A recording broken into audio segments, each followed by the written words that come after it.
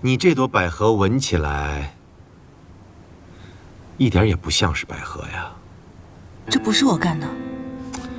听说你曾经为夏风流过产。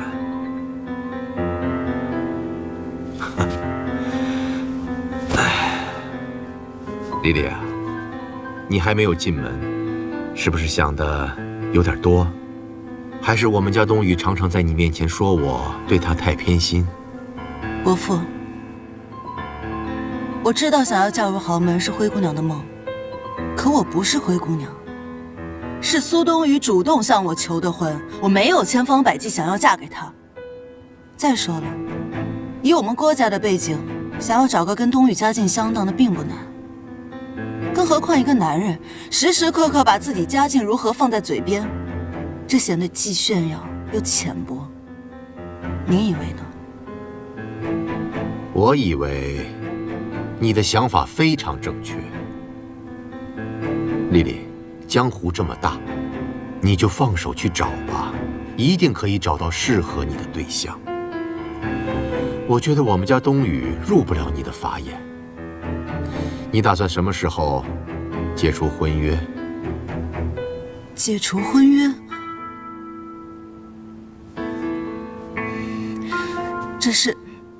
这是我跟冬雨之间的事情。我希望你在3日之内能够宣布跟冬雨分手，给你面子，让你主动提出。我要是不分呢？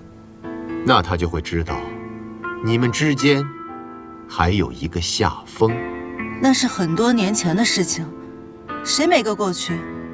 就算我告诉了冬雨，他也不会介意的。你应该多多了解他对女人，尤其是即将成为他妻子的女人的看法。纯洁对他来说非常的重要。那您也应该多去了解一下您的儿子，他的私生活并不干净。我能接受他，也只能证明我有一个比较开放的婚姻观。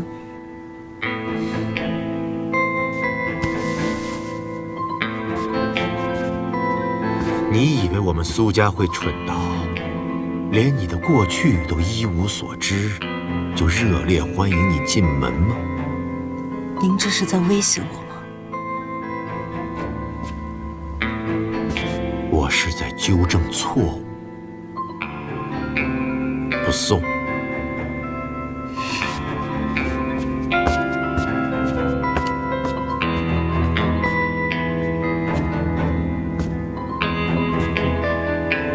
李明珠，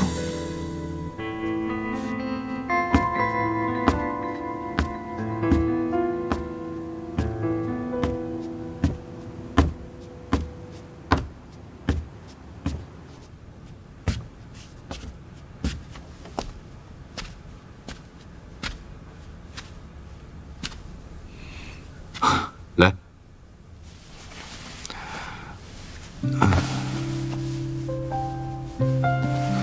来， Cheers。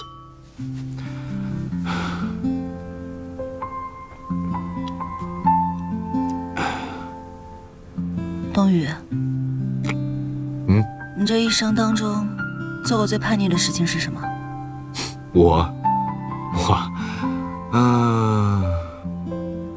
我13岁跟我爸吵架，然后独自飞到巴西，想去亚马逊隐居，后来就被人绑架了。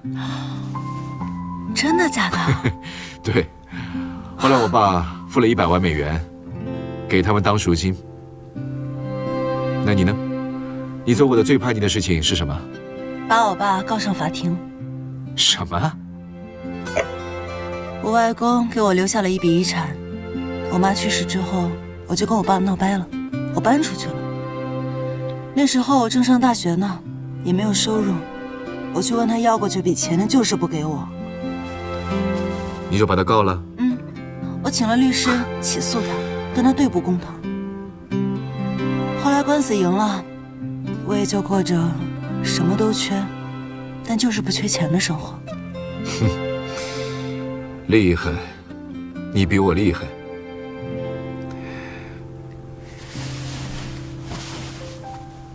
今天是个不错的日子。是不是要做一些叛逆的事情啊？哦，你有什么想法？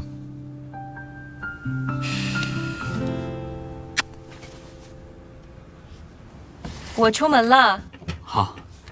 哎，对了，今天晚上的同学聚会要不要一起去？我就不去了吧，我在家带孩子，顺便更新我的武侠小说。别弄得自己跟个家庭妇男似的呀！上次你就没去，这回大家都点你名了。你要是再不去的话，他们该觉得咱们婚姻有问题了。那如果他们又来问我高就怎么办？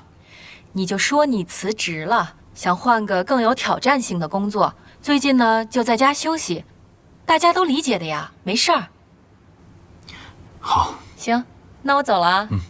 拜拜。爸，您先给我解释一下，这是怎么回事？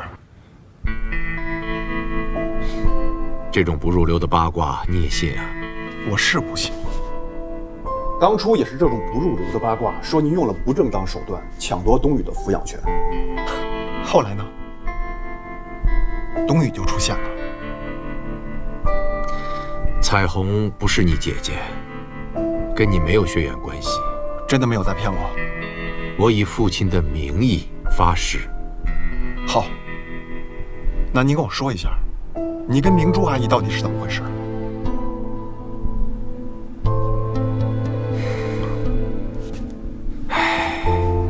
上一代的事都过去了。您的事情是过去了，可是我的事情来了。您一会儿给我来个弟弟，一会儿又多个姐姐，我到底有多少个兄弟姐妹？您到底隐瞒了多少？不许这样跟我说话。好，爸，今天您要是不把彩虹的事情跟我说清楚，那我就雇人去查。等我把事情查清楚了之后，这个家我永远不会再回来。这个家你可以不回，我的钱你也不要了吗？少拿钱来恶心我！站住！想听真相？我说给你听。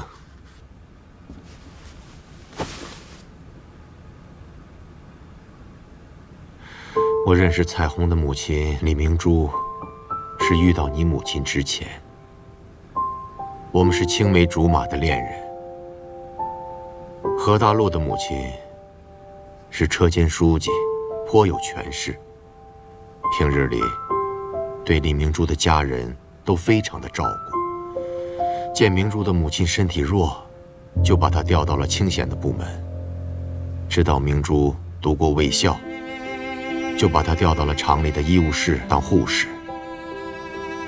见他们家有困难，就主动拿钱帮助他们渡过难关。当然，他儿子喜欢李明珠也是重要的原因。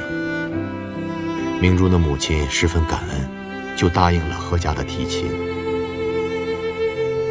那时的我一穷二白且不说，你奶奶过世，爷爷常年瘫痪，谁愿意把闺女嫁给我？一进门就伺候病人。可是明珠心里是喜欢我的，但是拗不过她母亲，婚期就这么定了。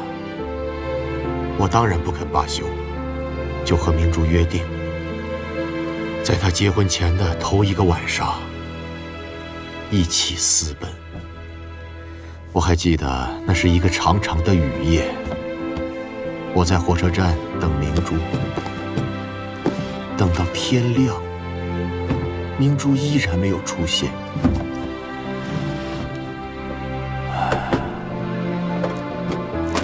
我这辈子除了你爷爷奶奶过世，从来没有那么伤心过。在那之后呢？你就再也没有见过明珠阿姨吗？没有。1个月之后，我就赌气跟你母亲结婚了。我不想要在工厂里见到明珠。我就辞职创业去了。我曾经非常非常痛恨明珠，虽然我们生活在同一座城市里，我从来不刻意去打听她的行踪。他们的孩子在分娩的过程中出了事，去世了。明珠从此也失去了生育的能力，他们夫妻俩非常的伤心痛苦，他们就决定了收养一个女婴，那个女婴就是彩虹。我不信，这也太巧了吧？是明珠亲口告诉我的。东林，我是你的父亲，我会害你吗？如果你跟彩虹有血缘关系，我跟明珠还会同意你们交往吗？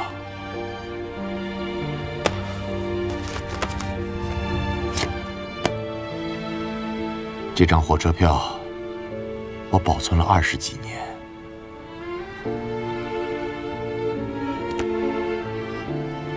如果你妈还活着，我绝对不会跟你提起这些往事。虽然你母亲不是我第一眼爱上的，但她不离不弃地跟着我，一起创业吃苦。她是一个通情达理的好人。虽然我跟明珠没有在一起，感到很遗憾，但能遇到你的母亲，是我一生的幸运。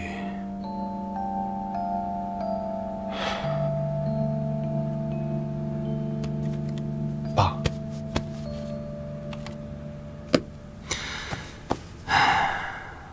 东林啊，未来社会是高科技的天下，原有今后的重点投资、重点开发会以科技业为主。我没有读过什么大学，只干过几年的电工，对于科技的知识远远落后于你们年轻人。今后你身上的担子会越来越重，我对你的期望也会越来越高。董事局今年会产生一个副主席，你要好好准备。我会努力的。接替我的工作，别紧张，我会带你走2年，然后全部移交给你。那冬雨呢？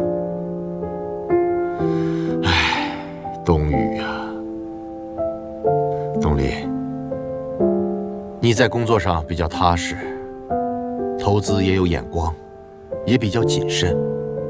冬雨刚好相反。按理说我不应该偏心的，可是考虑了很久，观察了很久，左思右想，如果把这份家业交给他，我不放心。元佑，上万名员工，我交出去的不是一个人的未来，而是几千个家庭的未来。所以元佑，我一定要交到一个能让我放心的人的手上。爸，您不觉得这样对冬雨不公平吗？论实力，冬雨是留过学的，对国际金融这块也很熟悉。现在我们原有集团又密切的跟国际接轨，那么多跨国合作，如果有冬雨帮忙的话，一定会更顺利的。唉，东林呀，你太善良了。我对冬雨不公平吗？我送他出国念书，就是要特意栽培他。他毕业后说要去东南亚，我就放手让他去干。他专搞恶性竞争，被生意对手雇凶追杀，躺在医院差点连小命都没有。我不放心他一个人在国外，就让他回来，希望他能够从小投资做起。他嫌丢人，只想把项目搞大，好大喜功，盲目冒进，搞到现在有一大半的工程都无法开工，资金被套得死死的。我说他2句，他就说我偏心。袁佑要是交给他，我不放心，他一定会气死我，搞垮袁佑。爸，您看冬雨，这么多年一直都不在您的身边，他又刚回来，我觉得现在他还在适应期，我们再多点耐心，再给他些时间。再说了，您身体这么好，又闲不住，干嘛这么早退休啊？你说万一您退了，我跟冬雨在公司里打起来，把袁佑公司弄得天翻地覆的，不还得请您回来收场，是不是？你们不至于打起来。我既然打算把袁佑交给你，一定让你当家做主，他是无法跟你抗衡的。你们是不可能打起来，就算你们打起来，他也不是你的对手。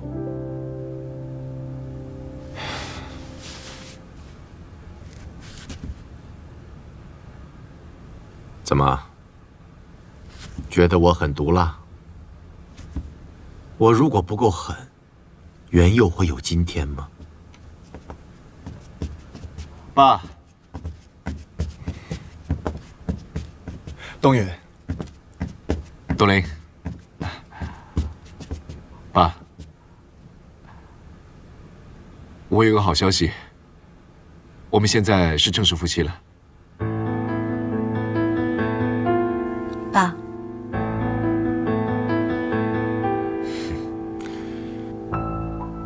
这是大喜之事啊，怎么没有事先通知我呢？对呀，也不提前说一声。都已经订婚了，结婚是早晚的事，所以我们就把结婚证领了。丽丽啊，你的婚礼，你父亲会来参加吗？如果亲家不来，那就意味着他并不承认冬雨这个女婿。我爸一定会来的。我已经跟冬雨商量过了，我们先不办婚礼了，等什么时候大家都空下来，再到欧洲旅行结婚。对呀，现在都流行这个旅行结婚。爸，您就放心吧，袁佑和风铃的合作，我一定会尽力帮冬雨的。他已经帮了很多了。在商言商，不要说帮，风险共担，互惠共赢才是最好的伙伴。冬雨啊，我刚跟你哥提了，袁佑今后的重点投资呢，会以科技业为主，房产业的投资会逐年减少。高科技啊，冬雨对这方面很感兴趣的，是不是啊，冬雨？以后啊，要多多跟你哥讨教管理的经验。哪里的话，需要我们两兄弟共同努力才可以。